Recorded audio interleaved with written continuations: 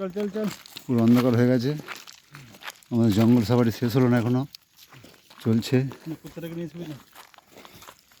এই যে আমাদের সঙ্গে নেকড়েটা আমাদের সঙ্গ দিয়েছে, ঠিক খুঁজে বের করে নিয়েছি, আমরা এখানে আছি। ওর কাজ করে যাচ্ছে। এদের দায়িত্ব আছে।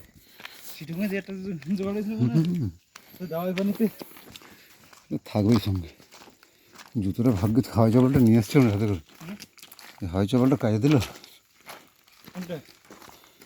এই চপলটা নিয়ে এসছিলাম, হাওয়াই চপলটা হাতে করে। অন্ধকার নেমে গেল কিন্তু, বললাম না যে আর মিনিট 15-এর মধ্যে যাতে পুরো ঘুটঘুট অন্ধকার হবে। এটা একটা সুড়ঙ্গ রাস্তা, অন্ধকার হয়ে গেছে। আমরা রাত্রে মাওবাদীদের এলাকায় রয়েছি, ঝপাঝপ অন্ধকার নামছে। হ্যাঁ, আমরা পাহাড় থেকে নামছি এখন।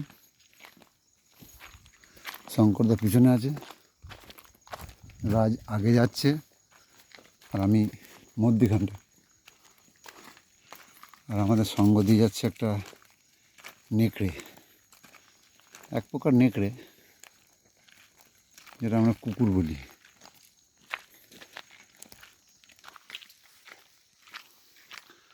এখনো একটুখানি মানে উপাসের সূর্যের যে লাল আভাটা এখনো আছে।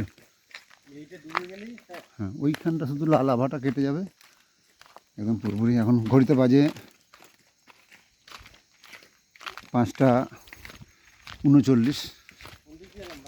বাঁদিকে বাঁদিকে যাবো না, বাঁদিকে গেলে নিচে দিকে নোংরাটা আছে। ডান দিকে একটু চওড়া চওড়া যাওয়ার হাঁটার রাস্তা চওড়া হবে।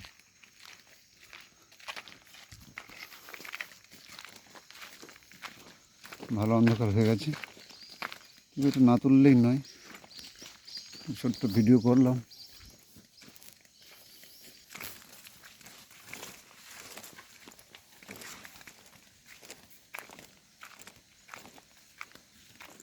ওই পাখি উড়ে আসছে, দেখা যাচ্ছে পাখিগুলো, দেখি পাখিগুলো ক্যাপচার করতে পারি কিনা। হ্যাঁ, এবার পান করি সব। এখানে চাষের জমি আছে তো, এদিকে